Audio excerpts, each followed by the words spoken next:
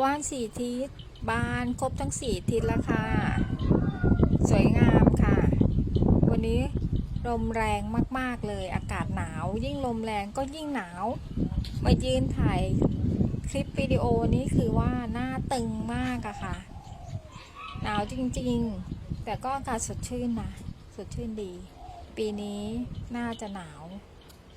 เยอะกว่าทุกปีหนาวนานหนาวจริงจังยิ่งกลางคืนนะหนาวค่ะ